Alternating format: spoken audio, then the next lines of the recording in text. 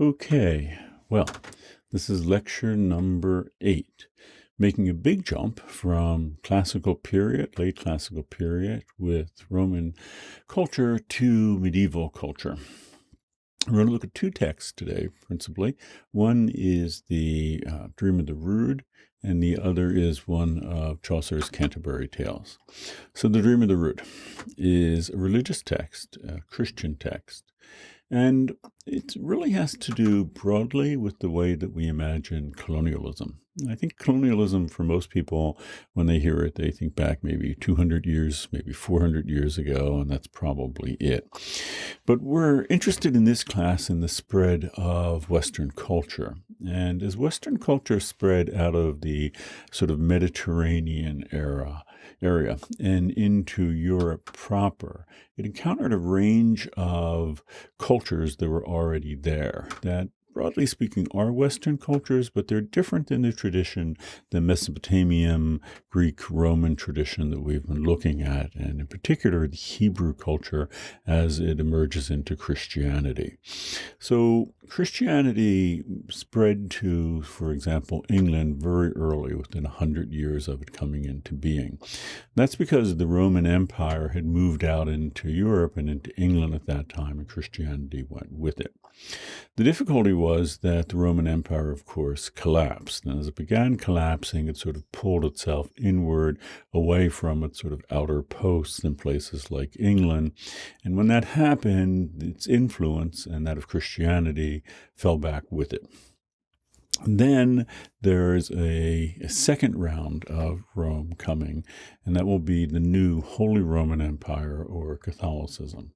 So the first text that we're going to look at, the Dream of the Rood, is what happens when that culture, Christianity, which we've been taking up ever since the second lecture, when that moved into a place like England and encountered earlier religions that were there, in particular earth-based religion. So, you may recall with Lynn White Jr., he made a rather strong argument that Christianity spread across the world and largely eradicated not just genus loci figures, but the earth-based religions that they represented. Well, we're going to actually see that today with a very early English medieval text, and we have shifted into England now, and that's in part because this is an English course. But we're going to see how that encounter, what that actually looks like. That encounter will take place across the planet in the centuries to come, because Christianity will, not just spread into Europe, but all over the planet, to the Americas, to Africa, to Asia, to everywhere. And the encounters will be a little different along the way, but they still will be similar to this. What's interesting about the one we're looking at, it's not colonialism proper in the sense that it doesn't involve, it does involve, but it's not clear here, the same sort of economic factors that we tend to think of with colonialism, where places were colonized both for their natural resources and for the human resources as well. That's not going to be featured here, and not in this era quite the same way.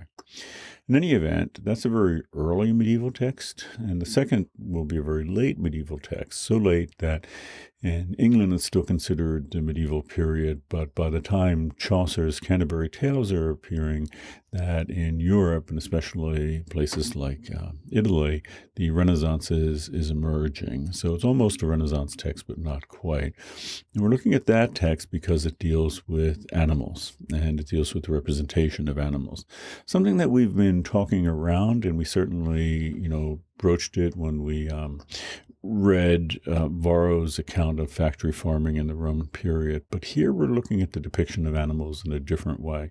And it's noteworthy that this was an enormously popular thing at the time in the medieval period. There's a real fascination with animals. There's a very well-known genre we don't quite have today, which are beast tales, bestiaries, and Canterbury Tale that we read is actually of that sort. So I'll explain what this means, but the main thing we want to look at here is exactly, what's being thought of as far as animals at the time. So let's jump right in and go to our Prezi. So let me just bring this back in focus a little and go right up here to the medieval lecture and right into the Dream of the Rood. Whoops, that wasn't supposed to work quite that way. So the Dream of the Rood is a very old example of English literature. So you recall with the Epic of Gilgamesh, it's one of the first Western works of literature. Now we're looking at English literature, and this is one of the first works of English literature. If there was a parallel to the Epic of Gilgamesh, it would no doubt be to Beowulf, which was an early epic, which is coming on the scene a little bit earlier than the Dream of the Rood. But we really are at the very beginning of English literature and English culture proper. And in its oldest form, it wasn't written down on paper, but here on this, which is known as the Ruthwell Cross, it still exists in Northeast England. And what's carved in here is actually the story that we're reading.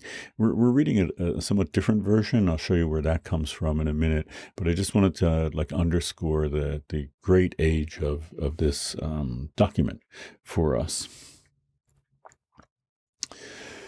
So just to put things in perspective, this Ruthwell Cross is appearing 800 years after Virgil, the last era we're looking at with, Ovid and Virgil, which in turn came 800 years after Hesiod.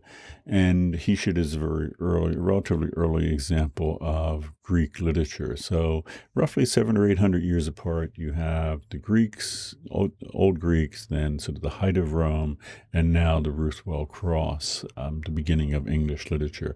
So separated by a great deal of distance from us. And just to put Chaucer into perspective, which we'll do in greater extent in a few minutes, Chaucer is another 600 years apart from the Ruthwell Cross. And then we are 600 years apart from Chaucer. So these are big jumps that we're making. And it's not surprising that the cultures are going to be different, but there are certain things that we're going to see threads that go through them. And certainly from the advent of Christianity onward in Western culture, one of those big threads will be Christianity. Okay. Yeah, so the language here inscribed on the Ruthwell Cross is Anglo-Saxon, Old English, and this is how it actually read. Christe versuende Röde Heffen perfusum ferrum quonium appellator anum. So the reason we're not reading that in the original, though we read Chaucer in the original, we'll talk about that, is Old English, Anglo-Saxon here is, it's in some ways closer to German in the sense it's a lot like High German. Some things you could get, right? So Christ here was on the cross, and in a minute we'll talk about what the word rood means, but it means cross. But this following sentence you may have difficulty parsing, and not surprisingly, it is very different. And, this is our language that we're speaking here in any event, but there's a great deal of transformations that will happen to it along the way. And again, we're this far again in the 600 years to Chaucer, where the language will become a little more regular. But I just wanted to give you some indication that, yes, this is English, but it's a different kind of English, and we should be alerted to the culture and the cultural significance, and all will be different too. And we'll see that in a moment, actually. So the version we're actually reading of The Dream of the Rood comes from this book, 10th century book, Vercelli book, that's actually found in Italy. It is the most, compared to the Ruthwell Cross, it's a more expansive version of it, the same basic story. But just like the Epic of Gilgamesh, there are many versions of it out there. We're very fortunate that this book had survived because it gives us a really good, version of the work to work with. There's so many texts in this period that were lost that and so many ancient texts that were lost that we only know about them by sort of hearsay. But this one we have, fortunately. And by the way, this is all before print culture, so this would have been all handwritten. So, yep. In terms of terminology, rood is, in The Dream of the Rood, is a pole or a cross. Good example of how English is changing. That word continued into use for quite a while, even up to 400 years ago in Shakespeare's day. So in Hamlet, you get the phrase, not by the rood, not so, not by the cross. That's all. So if you wanted to put this in modern terms, you would say it's the dream of the cross. So we have to talk about what that dream means also. It's not maybe quite the dream that you might imagine. But anyhow, so that is the word here. So again, that we say it as the dream of the rood, but we could actually translate that too if we wanted to. So what happens here, and it's good to be clear about what the text actually does. In The Dream of the Rood, a religious mystic, this is a dreamer, has a vision of the cross, the rood that Christ died on. So, okay, right off the bat, you have here different use of the word dream. This is not like you go to sleep at night and you have a dream. In this sense, this is a religious mystic having a vision. They would not have necessarily had that at night. It could be wide awake. This is a religious experience. So it's really not so much the dream of the rood as it is the religious experience of the cross that Christ died on. If you wanted to, like, if you're doing a very literal translation of this, that's the way we want to put it.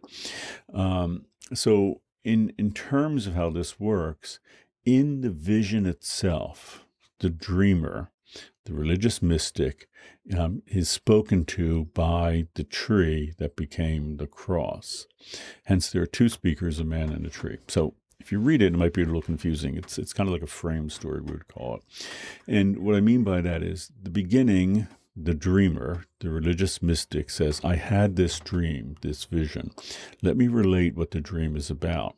And in that dream, this tree who gets cut down and becomes the cross, speaks to him. So the central portion of what you're reading is not the dreamer speaking, but the tree speaking. Then at the end, and that's why we call it a frame, we go back to the mystic, the person who had the dream, the vision, and we hear from them. So don't be confused because you have two different narrators here, in effect. One is the dreamer, you hear from at the beginning and the end, and then the rood, the cross, the tree, in the middle. It can be a little confusing. If it was confusing when reading it, it's not very long. I suggest you read it again, and it'll probably make a little more sense. Okay. Yeah. The biggest surprise when, you hear about this vision, this dream, and then you hear from a sentient, anthropomorphized tree. So the word there, anthropomorphized, good not to confuse it. We've already had like anthropocentric, meaning human-centered. And we're going to hear later in the term when we get to like the climate crisis, anthropogenic, which means being caused by human beings. But anthropomorphic is anthropo, human, and morphos, which is shape. This is an animal or something else, like a tree, taking a human shape. There are all sorts of anthropomorphized entities in the world. We're going to end by talking about Mickey Mouse, who's very anthropomorphic in the sense he's a mouse that looks like a human being. Well, this is a tree that acts like a human being. So, it might be surprised that why is this culture giving us a talking tree? But it's a little less so when you realize that the people who inhabited England for a long, long time before Western culture in the form of Christianity came there were the Celts, the Celtic people. And they worshipped nature. Earth, wind, sky, all that, but specific features of nature. And I mentioned here like streams, lakes, hills, trees, and especially oak trees. We'll talk about that in a minute. But this is very much prior to Christianity arriving, and here we're seeing Christianity arriving. But the older religion, just as it was in the Epic of Gilgamesh, is an older place-based religion that has genus Loki figures and that has all sorts of reverent practices toward the planet. It's very much, in a modern sense, an earth-based religion, different than Christianity, as we've seen that distinction. So, you may have heard the term Druid, like maybe in terms of like Stonehenge or something. They're the Celtic priests. That's the priest group. And that name was not what they would have called themselves. Most people didn't call themselves what we know them as today. But the colonial power that came there originally, which was Rome, Julius Caesar, in fact, spent a good bit of time in England. And when he encountered these people, he called them Druids. That's the Latin name for them. And Druid means in Latin sorcerer. So, that made sense, right? These are like the high priests of the religion. But I think Caesar wanted to use that word because it had another resonance, which derives from the Greek, and in Druid, in Greek, Dros means oak tree.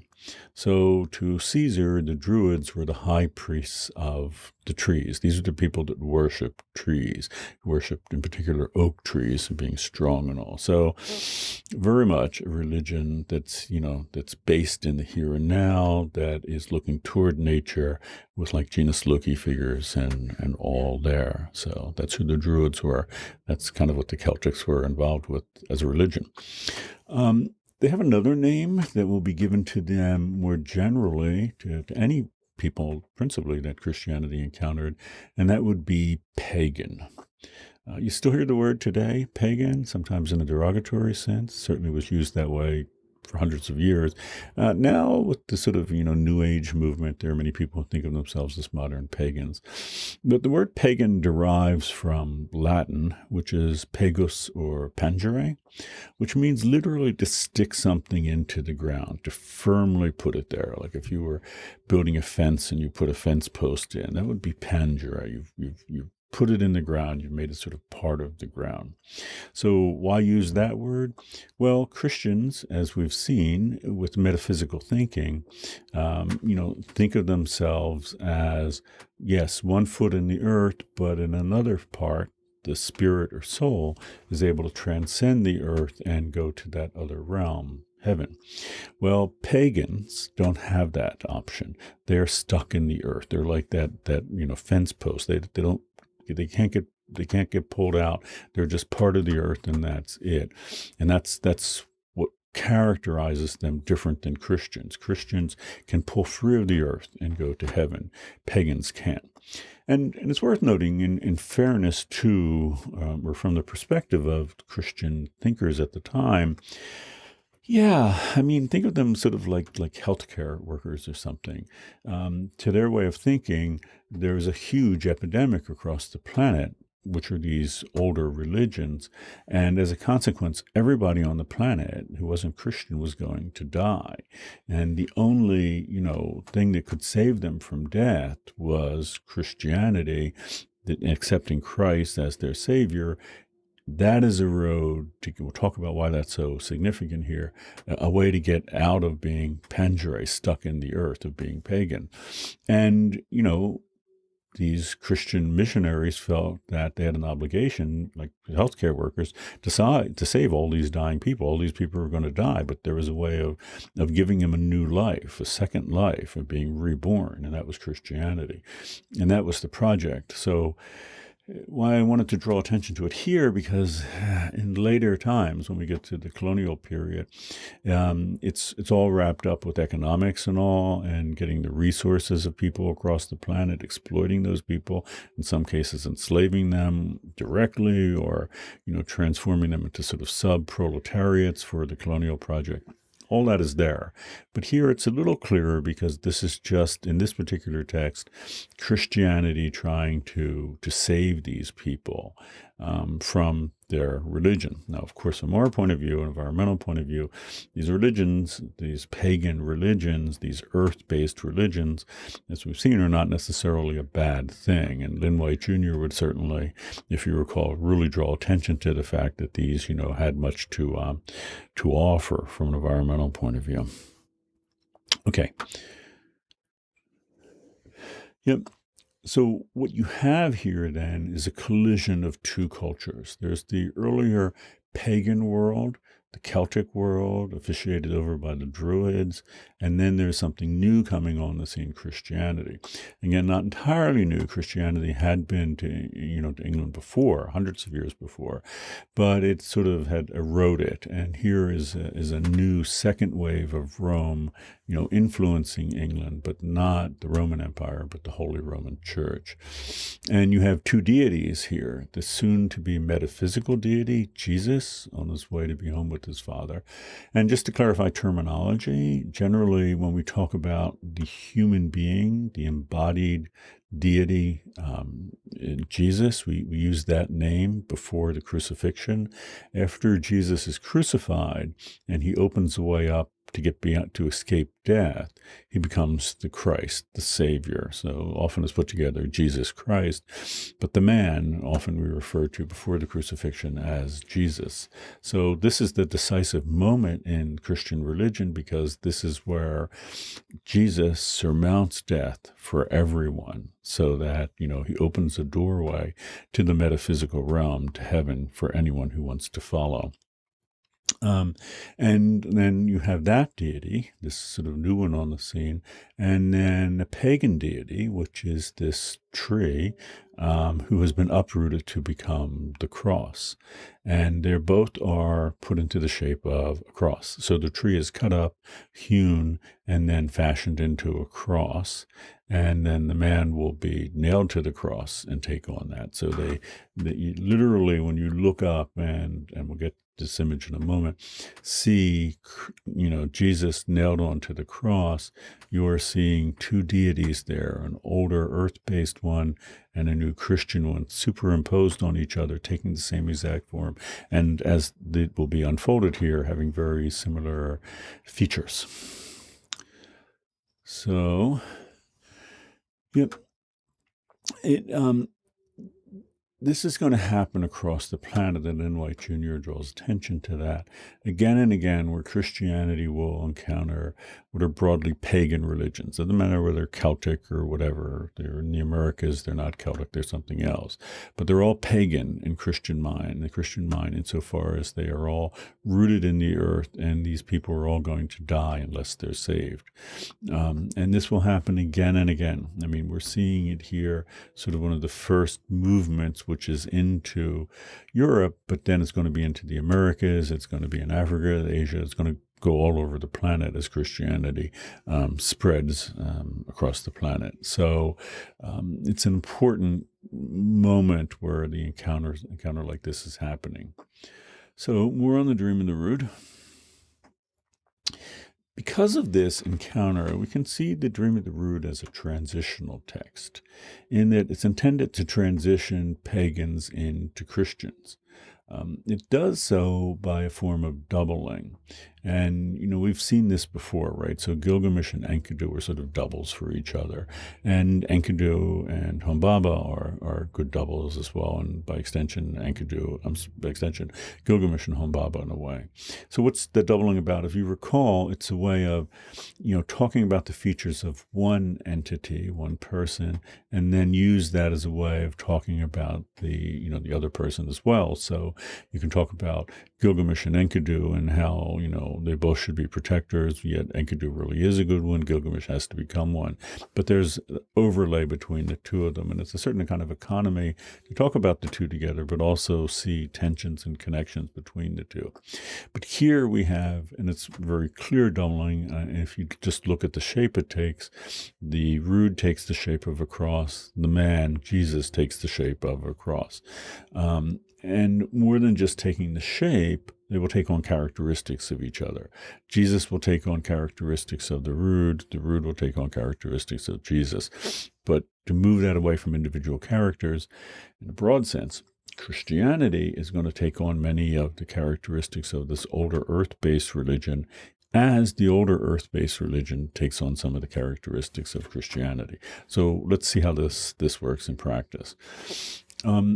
You have Jesus, and he is described in remarkably heroic terms. Before talking about those terms, let me be clear that, at the moment of the crucifixion, Jesus is seen by most, biblical theologians and theorists of the Bible as being weak, as being helpless, as being humiliated. Martin Luther, who's sort of the architect of the whole beginning of the Protestant movement and the Renaissance, he has a whole theology he calls the Theologia Crucis, the theology of the cross, because to him, that's what Christianity is about. It is about that weakness. It's about Jesus, the Son of God, becoming totally weak and allowing himself to be humiliated. And that is crucial to the story, because if not, the crucifixion doesn't make a whole lot of sense. This is God incarnate, right? The Son of God come down to earth. And, how is it possible that the greatest entity in the universe, who brought the universe and all the planets into existence, how could such a powerful being be easily crucified by one little power on earth? Well, he allows that to happen. He allows the humiliation to happen. God allows all that to happen.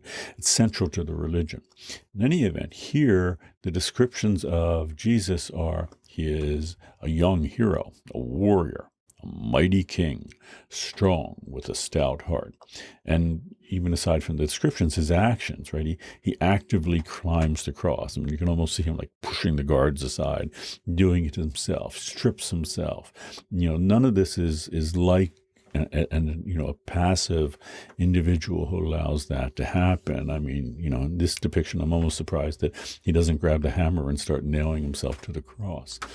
So what's that all about? If this image of Jesus, this way of depicting him, is kind of at odds with the central tenets of Christianity as they imagined the crucifixion, well, we have to realize that this culture, aside from being, nature worshiping and all, it's very much a warrior culture, as was, Gilgamesh's culture. They prized people like Gilgamesh and Enkidu, who were powerful and strong and warriors, fighters. So to try to sell them on the idea of a deity who is weak and humiliated, I don't know that's going to sell so well. And remember, this is a transition text. It's trying to transition the people, these Celtic people, into Christians. So to do that, they depict the God as a young warrior, as stout and all. And, what's happening here, and this is where the doubling comes into effect, Jesus is taking on characteristics of this culture. He's taking on warrior culture characteristics. He's represented. He's called a young warrior. So the reason for that is to make him seem appealing to this culture, because otherwise this weak person may not have been taken very serious. It's hard, but it'd be hard to gain respect for a God with those sort of characteristics. The tree, which is a powerful deity of play. So, here in this powerful warrior culture where, being powerful and warrior-like is obviously prized, they still, because they respect genus Loci figures from a religious point of view, they bow down to them. So this tree would really be, conceived of as a powerful, formidable entity, and yet in that culture, in that culture, but now with this Christian version, the tree itself is acting like Jesus. He makes assertions of his own power. I might have felled all foes, but I stood fast. In other words, I could have destroyed them all, but I didn't. Just like Jesus, this powerful deity, and following Jesus' example, nor did I dare harm any of them, even in the process of crucifixion. So this is not a powerful genus Loki like Humbaba doing what he can do, which is fight and defeat human beings until he encounters the duo of Gilgamesh and Enkidu. But rather, this is a powerful deity allowing this to happen.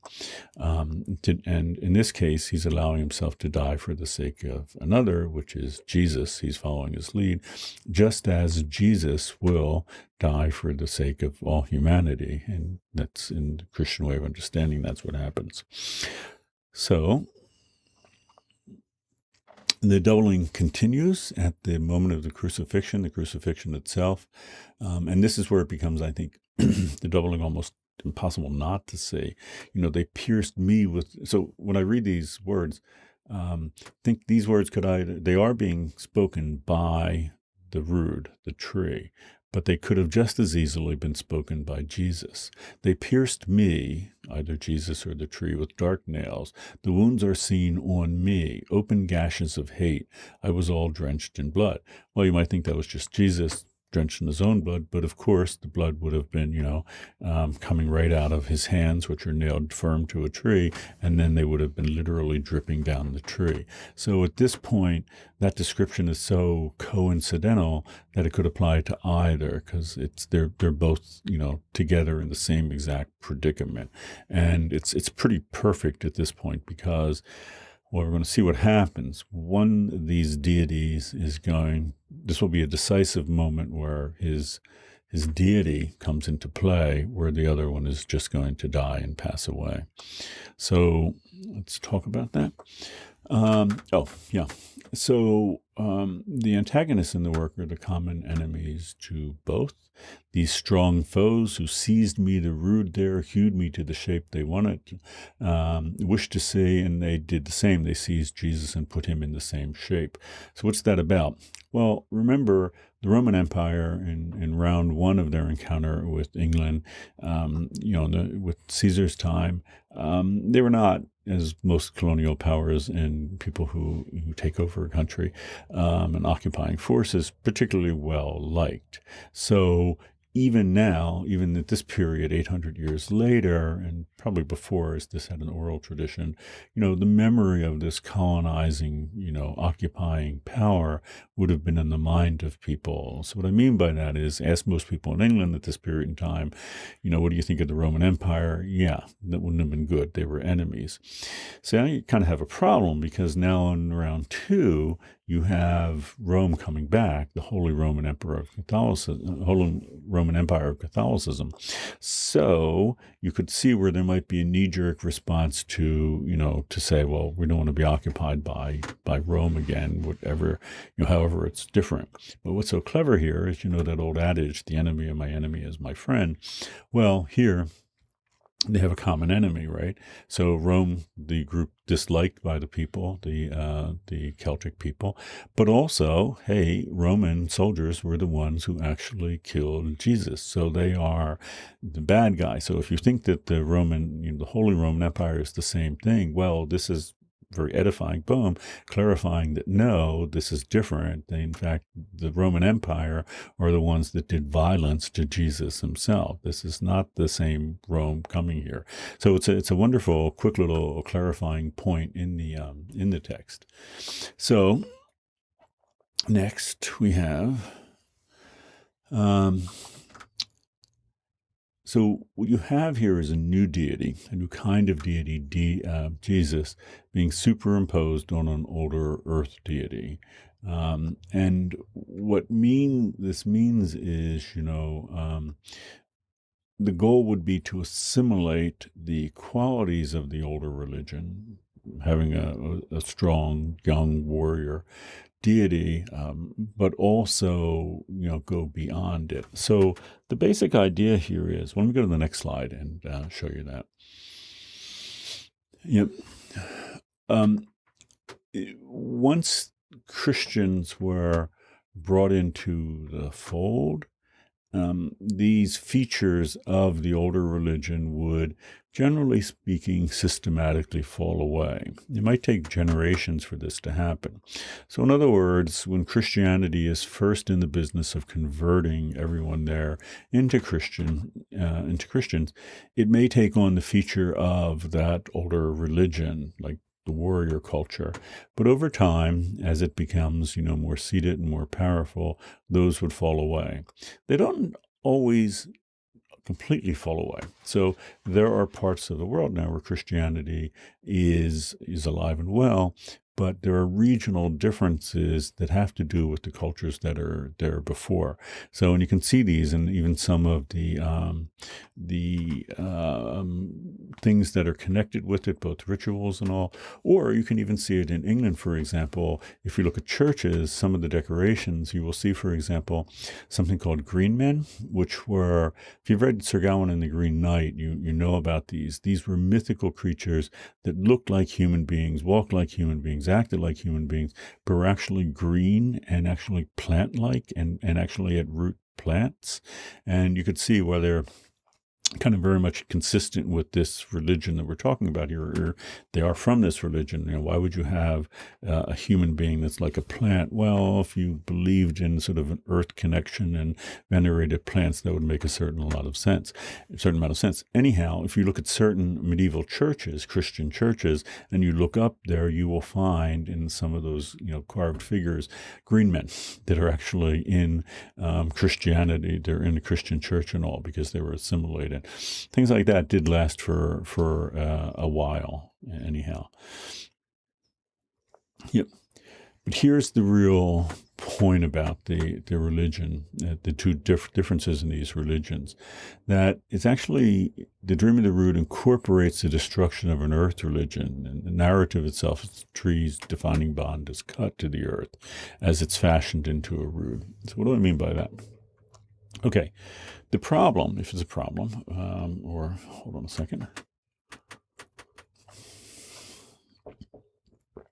A feature of earth-based religions is that it is all physical all the time. There's no metaphysical realm.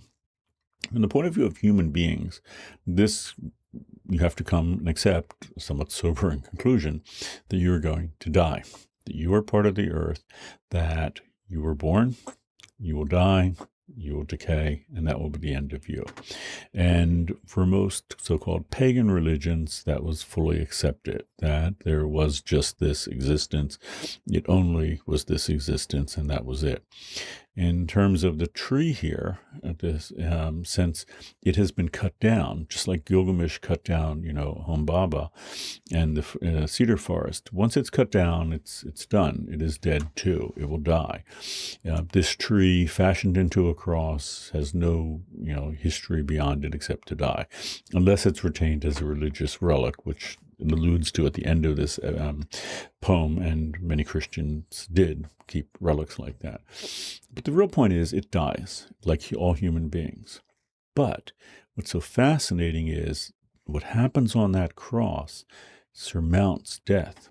Jesus opens a door to the metaphysical realm, to heaven.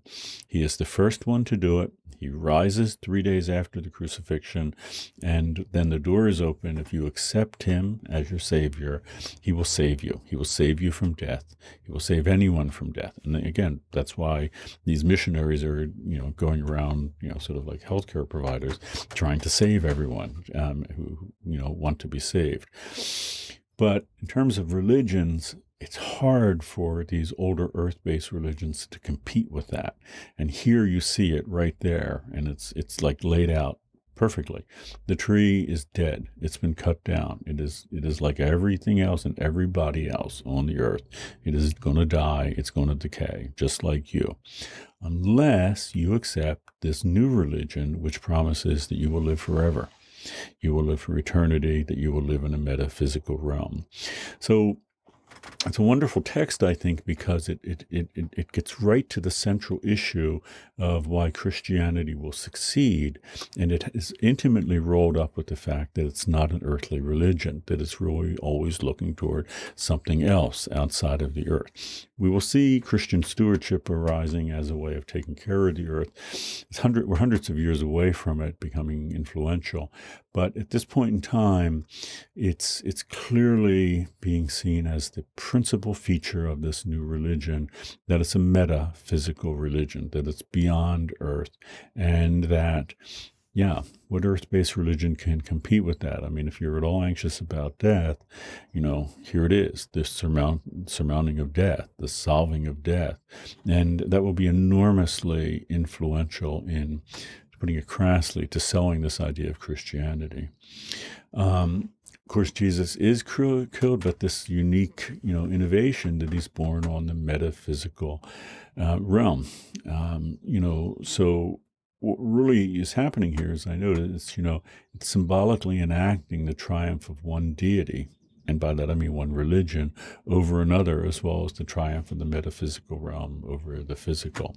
And that will be a conspicuous feature of the West as it spreads all across the planet.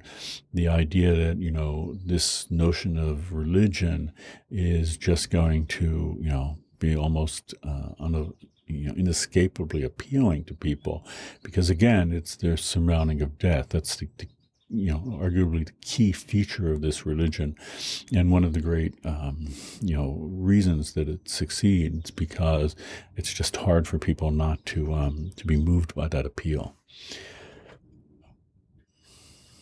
And finally, it doesn't mean that Christianity has to be, I feel like a disclaimer is needed here.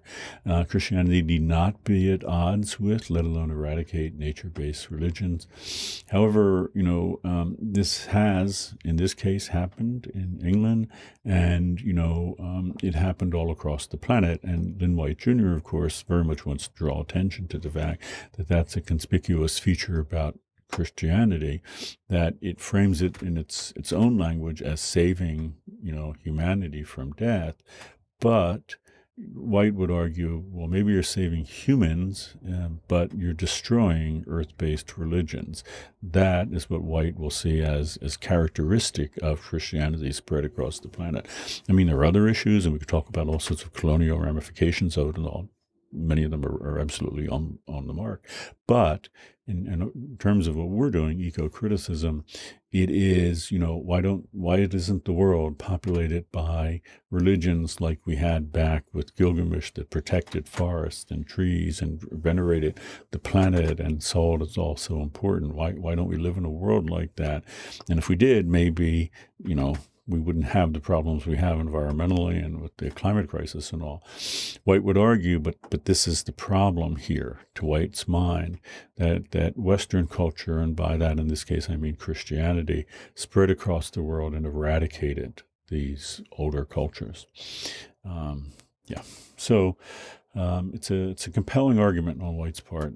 But as I noted there, it really depends on how you interpret Christianity, and that, I think, is the challenge. And again, if you take a fundamentalist position and you just read the text literally, it creates greater challenges. But if you're someone like Pope Francis today, or Al Gore today, devout Catholic and devout Baptist respectively, then, sorry, there's a plane going ahead, then there are ways around it. You can, and we'll see Christian stewardship, which is central to both of their beliefs, emerging by the beginning of the 17th century, and that will certainly help in this regard. But you can see why White would make the argument, Lynn White Jr., that Christianity is potentially a very problematic force here. So, Canterbury Tales. Canterbury Tales, late 14th century, written by Geoffrey Chaucer in England, before the advent of the printing press. Not by long, but it is before the advent of the printing press. In fact, when the printing press hits England, this is how popular Chaucer will be over 100 years later. The first book printed in English, not surprisingly, is the Bible. The second is the Canterbury Tales. But what we're looking at here is a wonderful illuminated manuscript, entirely copied by hand, illustrated by hand, colored by hand, and quite beautiful. Okay, so this period, 14th century, is still technically the Middle Ages, even though we're 400 years after the Ruthwell Cross. So to give you an idea how long the medieval period is in England, it's in fact the medieval period, and by that I mean, the earliest English writings, even before the Ruthwell Cross, to late medieval, like Chaucer. That period of time is as long as all subsequent English history. So the Renaissance, 18th, 19th, 20th, 21st centuries are all about the same 600 years. So it's a very long period of time. And this period, just to clarify, and we're going to talk in the upcoming lectures about the early modern or Renaissance period, that was already underway in Europe at the time, principally in Italy. Chaucer is aware of it, influenced by it, but still, for our purposes and historians, partly because England is the backwater of Europe, it takes it a while to sort of catch up culturally. It's still in the late medieval period here, Middle Ages. Yeah. So even though he is 600 years away from us, and it's a long time, his language is, relatively speaking, readable to us. And apologies for asking you to read Chaucer in the Middle English, but the fact is, there's sort of a rite of passage for students in English classes, and it does underscore how similar Middle English is to our English. Not all of it. So certain medieval texts are written in dialects that, like the Sir Gawain and the Green Knight, a dialect different than we've inherited.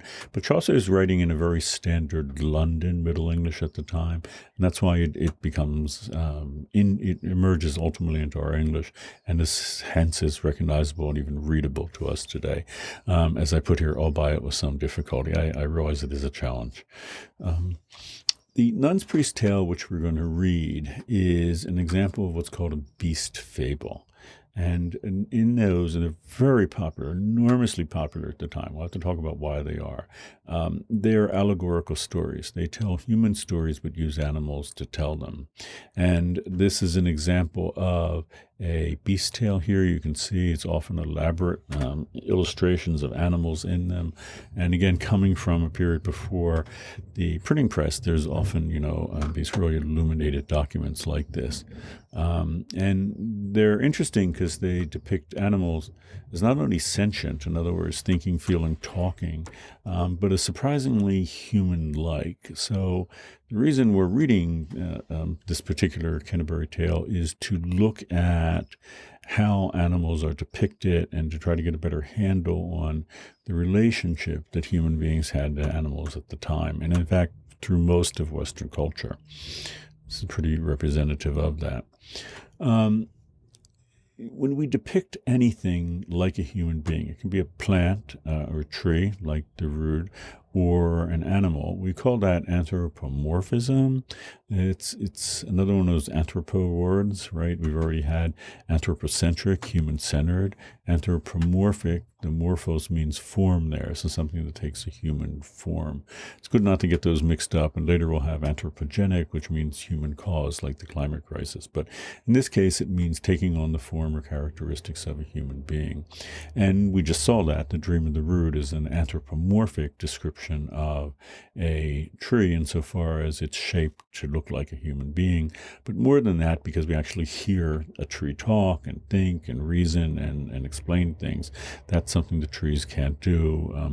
And it's a good thing to note there that even though that's not a depiction of an actual tree in the sense of something that you're looking at. Sorry, there's stuff going on in my neighborhood here. Even though that's not, a visual strong image, right? I mean, the tree and the cross and the person Jesus both look the same. But more than that, it's described as a human being, something that acts like a human being and does what we, think of human beings as doing, which is thinking and all. So, yeah, again, kind of loud here in the neighborhood, but let's continue on with Canterbury Tales. what this is about is so at the time, so also something to be very clear about, when we saw the Ruthwell Cross, that era, Christianity was transitioning into England. It was attempting to get a foothold and ultimately become influential. Well, it worked in a big way. By this point in time, the late medieval period in England, this is an all-Christian country all the time. And one of the things that wealthy Christians especially would like to do is go on pilgrimages to a holy site. If you had the money, the place to go was Jerusalem, and actually make the trip to the Middle East. Most people didn't have the time or money for that, so there were local pilgrimages too, and a favorite spot was to Canterbury, to the cathedral there. And what this story is about is a bunch of pilgrims going on a pilgrimage to Canterbury. Because the way it's set up, the way Chaucer sets it up, it's quite clever. Each one of these pilgrims tells their own story. That's why these collected stories are called the Canterbury Tales. They're the tales told by them. So how it's structured, there's a general prologue. That's an introduction, sort of introducing you to the basic concept, kind of what I'm doing here. It also introduced you to individuals, like actual people like the nun's priest and what they're doing. This is a nun's priest. By that, he's traveling with a prioress and a nun. That's what distinguishes him. There are a number of representatives of the Catholic Church on display here, and they have different tales. Chaucer is critical of the Catholic Church. He's critical of the influence of Europe a lot in England, but in particular the Catholic Church. So each one of these, after the general prologue, each one of these pilgrims tells their tale. There's also an introduction to each of them called the prologue. So there is a nun's priest prologue. We don't read that. We just read the tale itself. So the prologue would have told you more about the nun's priest and who he is and all. But then imagine they're all kind of like sitting around a fire in a pub at the end of the day, and they're all telling their stories. Well, this is his turn to tell a story, and it's about a barnyard inhabited by a bunch of animals. It's not his prologue, but his tale itself. The one Canterbury tale. Yep. What we did read, of course, is the tale itself, which involves a bunch of barnyard animals. It is not meant to be read literally, and this is an important point regarding the depiction of animals at this time, in that very anthropomorphic, and that anthropo is really focused here, because allegorically it's telling us something about people. So you might think, if you came into this literature and you think, well, I'm really interested in animal rights, for example, depiction of animals, this must be a treasure trove of material, because there are all these beast stories. They're everywhere. Everyone's talking about beasts. There are more animals here than pretty much any other period in English literature. But you'll soon find out, and this is revealing, that the preoccupation with animals here is always centered on human beings. So in that sense, it's anthropocentric, it's human-centered, even though it's seemingly animal-centered, right? I mean, you think this is a story about a barnyard, a story about a rooster. It's going to be that, but no, it's anthropocentric always, because these animals are just sort of stand-in for human beings. They're allegorically telling a human tale. So is it about animals? Well, on one level, sure, it's animals everywhere. On another level, not at all. And I think that's a revealing point to remember. Okay, the words associated with Chanticleer. So Chanticleer is, of course, the rooster in the story, and as it's called in the story, his wife. Pertelote is a hen, and words like azure, paramour, demoiselle, debonair, these are all meant to be a critique of English aristocracy. So what's that all about? Well, in this period of time, England is sort of a backwater to Europe, and what's very venerated would be high Renaissance culture at the time. France would be very close. So sort of an insecurity among British aristocracy, thinking that they were sort of backward and maybe even primitive, they decide to adopt French culture as their own. It's a rather remarkable period of time, because if you would have gone to the court in England and seen the king and queen and all sorts of noble people, they would not have been speaking English. They would have been speaking French. They would not have been dressed the way people in England dressed. They would have been taking their cues from, whatever was fashionable in Paris at the time. This will happen later. It happens in Russia as well. And Chaucer is very critical of that. Chaucer is very much wanting England to be its own country with its own culture and its own language. And in his case, he wants to write the literature for them. So he's going to poke fun at that. And so what do these, people in the court look like? Well, they look like a puffed up rooster, all dressed up with their plumage and thinking that they're so important. But I mean, who are they kidding? They're not really what they seem to be. And Chaucer, it's very clever on Chaucer's part, because he's sort of taking this beast fable thing and he's saying, well, these people, they're not really who they want to be. Now, it's a very clever move on Chaucer's part, right? Because you don't want to, make a jabbing comment like that at the ruling group of people on the country, including the king. I mean, that kind of thing could get you jailed if you were lucky, killed if you weren't. So Chaucer has to do it in a very veiled way, and he's doing that here by telling this story that's ostensibly just about a chicken. But really, it's saying the politicians are like cocky roosters dressed up in clothes that aren't fitting them at all. It's very clever on his part. Yeah. Something to think about is that in the last 5 decades or so, literary critics, cultural historians more generally, have looked at a variety of disenfranchised groups. It really starts 1960s and 70s with cultural Marxist and early feminists, sometimes called first wave feminist critics, in that they began looking at disenfranchised groups like women and working class people and how texts, depicted them and also duplicated the structures of power that controlled them. So Terry Eagleton, a very famous critic from the 70s, actually writes a book called Myths of Power about those sort of power relations.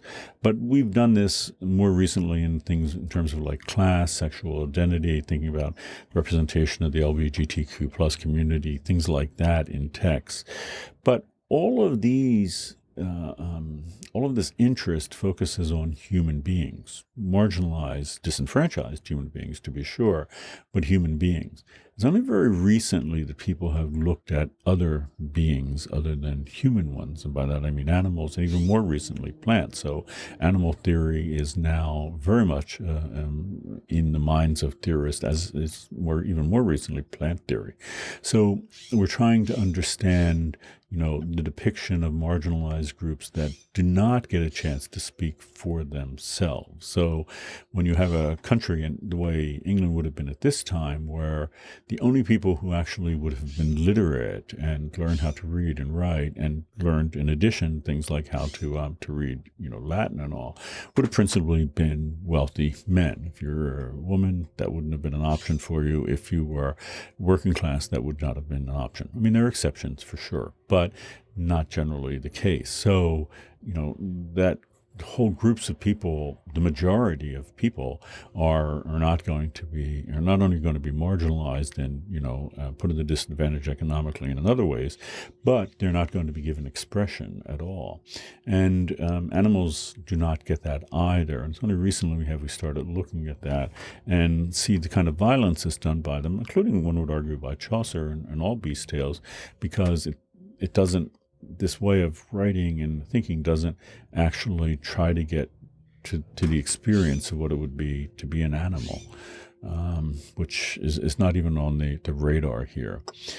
And, it's only recently we have looked at non-human entities, beings, just not human beings, such as animals and plants too, which would go back to where we started today with Dream of the Rood, to actually start thinking about trees and all. That may seem very alien to us. In other words, we might, because of our experience with something like having a pet, like having a dog, if you have a dog, as do I, that dogs feel and can feel pain and many things that human beings can feel. So the empathetic jump to them is not so great. Trees in plants are a different one altogether. And it's a very interesting, plant theory is very interesting, but sort of well beyond our well beyond what we're doing today in any event, but definitely something if you're interested in. It's a fascinating field. But if you look at, hold on a second. If you look at a range of texts, though, even though it may not be the goal to give us an insight into animals, they can. So Varro's on agriculture would be a great example because, the way Varro talks about animals, the fact that he has such complete control and domination over them, and he feels no remorse whatsoever in causing them great suffering, like, to break their legs so that they can't move around and will get fatter. That tells you an enormous amount about what that culture thought about.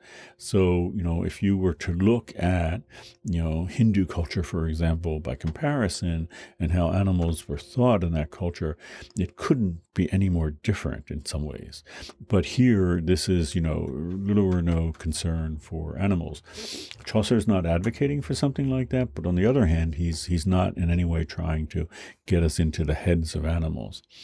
But we can, by reading something like, both of these texts, get a clue to what's going on. And in Varro's case, you walk away with a very sobering, distressing view of how animals were thought at the time. Chaucer's not doing that. Pertilot's not being, he's not having his legs broken or anything. But, I'm sorry, her legs, and Chanticleer, his legs broken. Nothing like that is happening in the text. But it's also the case that, the interior lives of these entities is not on the table at all.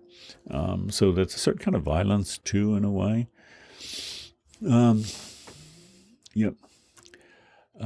What is the posture toward non-human beings in this case? It's obviously a more pleasant form than Varro's. But, does speaking for animals in this sense anthropomorphically do them any service? It may not do them any service at all. In other words, imagine a different story. Imagine a story where we had a talking rooster, Chanticleer, and a talking chicken, Pertilot, but they were on Varro's farm. Imagine what it would be like to hear what they had to say about, the conditions there, having their legs broken, the fact that chickens were disappearing, never to return, or maybe it would exist on Varro's farm before he realized. Remember, they had a separate building, a sequestrium, to sequester the animals, the chickens before they were, pigeons before they were killed. Imagine if you were there and, with legs broken sitting there, and then you watched as, your friends got fatter and fatter, and then they were taken and killed before your eyes. Imagine what that story would have been like. Chaucer and no one in the medieval period is taking that opportunity to do that. So it's important, sobering, but important to realize that culture, the historic Western culture, up until the 20th century, wasn't much interested in animal rights, animal interiority, animals' conditions at all. It just wasn't much on the menu, although it will change. Certainly by the 20th century, we're going to have animal rights legislation in place and all legally. It will be acknowledged. But even in the 17th century, which maybe we'll talk a little bit about as we get into this, in the 17th century, they begin adopting something that's often called in the period the Hindu diet. And what that meant was vegetarianism. And as England and other countries encountered other, parts of the world, and they encountered things like the Hindu religion, it came as actually rather striking to people because it was generally thought, the way some people even today will say, well, you can't eat a vegan or vegetarian diet and be healthy, you'll be sick. That view, which is obviously not right. I mean, I was a vegan for 5 years. I can tell you there are a few things you have to be careful about. Like you have to make sure you have B12, which you can get a tablet, which you can't really get in plant material very well. But beyond that, you can obviously be very, very healthy as a vegan or vegetarian. But it wasn't known throughout most of the West. It was thought to be impossible. So, violence toward animals seemed to be inevitable. But that was why it came as a great surprise that there were people on the planet who didn't eat animal products at all, or certainly didn't rely rely on animal flesh at the time. So anyhow, um, but anyhow, it's interesting because it does this story. Chaucer does tell us something about our relationship to animals in the West historically.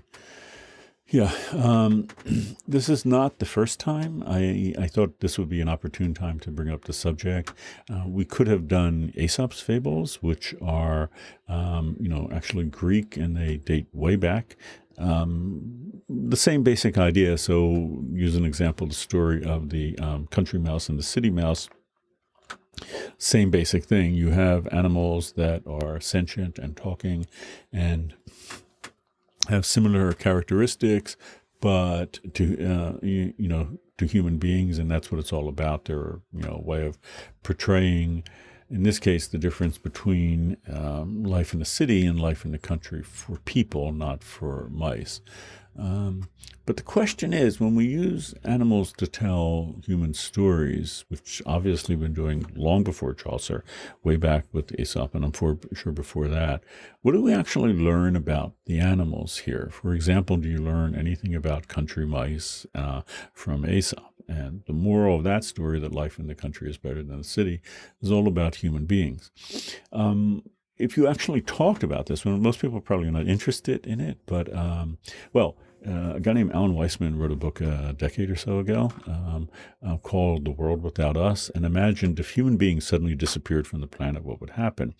And he notes that within just a very short time, a few centuries, in terms of the planet, our cities would just become overrun and start collapsing and turn into, forests and all.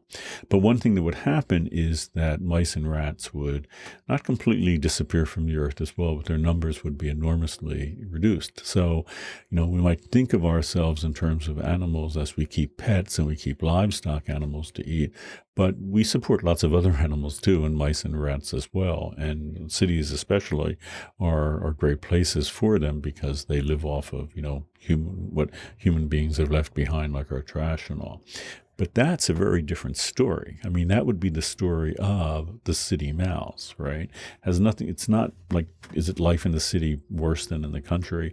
Well, no, not for a city mouse. It's like, who could imagine it better? There's trash everywhere and sewers and all sorts of places to hide, and it's just a bonanza. And that's why the population of mice and rats explodes in cities.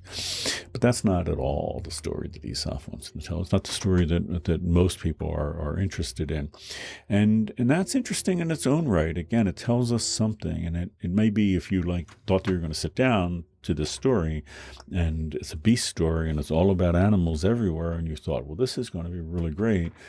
But no, it's not really about animals at all. But that tells you something about the culture and the role that animals play in that culture. Yep.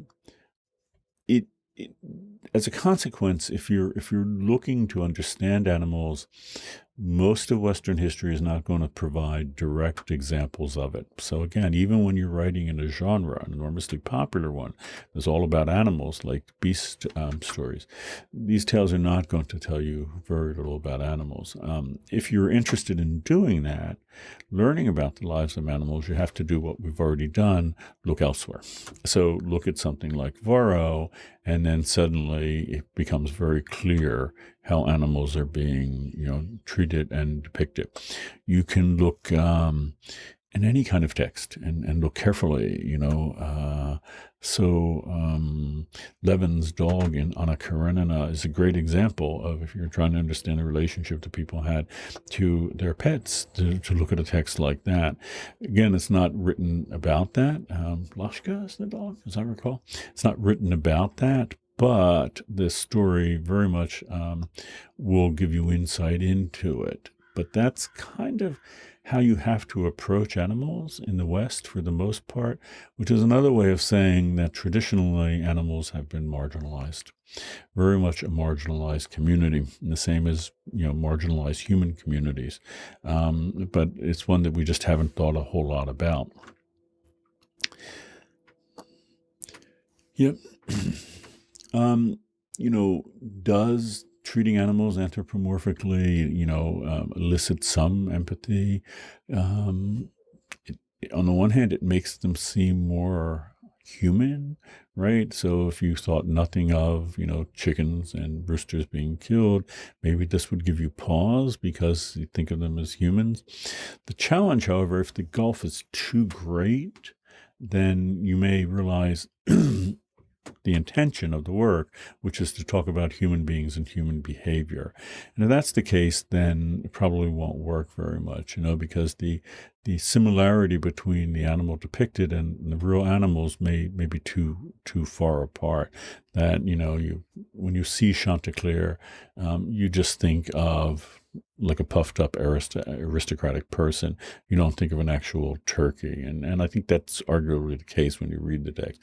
In that case, then it's probably not going to elicit a whole lot of empathy or sympathy. The interesting thing about this, and I think one of the takeaways, is to realize that this is another example of something that you might think is ancient, kind of like when you think of like deforestation, you're concerned about what's happening in the Amazon basin right now, or Indonesia. Very important, absolutely right. But it's been around for a long time, and it's been following us around. When you look at the anthropomorphic depiction of animals, you might think that that's like an ancient thing, like with Chaucer 600 years ago. But no, this project is alive and very much well today. So here we have Steamboat Willie, also known in later years. So when Walt Disney originally drew this character, he was called Steamboat Willie, and then only later did he get the name Mickey Mouse. But look at this mouse, if you can even say that. He stands like a human being. He's depicted here as a biped, standing on, two legs. He acts like a human being. He talks like a human being. He has human interests, dresses like, looks like. The depiction, that's not the way a mouse looks, right? Those aren't, mice don't have separate arms and legs. They're not like that. They don't have opposable thumbs. They can't hold on to a boat steering wheel. They can't do any of that. Even the face is, not the face of a mouse. It's made to look like, an exaggerated happy person in this case here. This is everywhere in our culture. So Disney arguably has made an empire out of anthropomorphic description, portrayal of animals. And, if you're familiar with, Disney and other things like this, and Disney's certainly not by no means the only, group that does this. It's all over today. We still do it very much. We don't want to understand the inner life of a mouse by watching Mickey Mouse or any of these things. Maybe it elicits some sympathy. I'm not sure, but it is interesting that this project, which if you're following along with what we were saying, historically was so interesting for so long, but and it's kind of an odd thing talking about animals so much and yet not really thinking or caring about animals, but we're still doing it in a way, and Mickey Mouse is certainly a great example of it. So to go back to it, does this, make us more sympathetic to animals? Is this useful? Is this helpful? We certainly are in an era where we are concerned with the inner lives of animals, and we try to understand that better. And certainly animal rights activists, are very concerned about the suffering of animals. A lot of people who, still eat meat and all would like to turn away from that fact. But, we still, and I think even if you make that movement to not wanting to know about them, if you want to just know that there are meat packing plants or somewhere or farms, not unlike Voros, where these things happen, you still are aware that probably the suffering takes place, but you just, don't want to quite confront it. But anyhow, that's certainly a challenge here to think about how we think about and portray animals. Throughout most of Western history, you might be pretty disappointed in this because you might have hoped that there would have been a more sympathetic concern for animals. There would have been an interest in their actual lives, their interiority. But for the most part, that has not been an interest in the West. And that is telling because in other cultures, there are a whole range of different ways where people are connected up with animals, sympathetic with animals, venerating animals, very much concerned about the lives of the animals that we coexist with, that seeing that, you may become, in certain cultures, reincarnated into an animal or be, in fact, a reincarnation of an animal. There are all sorts of different ways of imagining our relationship to animals different than the West. But in the West, there's been, I think it's fair to say, a marginalization of animals, and certainly not a veneration of animals. And with the case of someone like Varro, a real project to diminish the importance of, and certainly any, agency to animals. Yeah. Something to think about in the West, and to realize that this is new. And if we want to inject that sort of understanding or interiority or veneration or whatever to animals, we may not find as much of that as you want in Western culture. You might have to go on, look out to other cultures to sort of infuse or reinvigorate our culture with that. Okay, so that's it for today. Next time, next lecture, number 9, we're going to jump forward to the actual early modern or Renaissance in England and in Europe. We'll talk about it. So I'll see you then.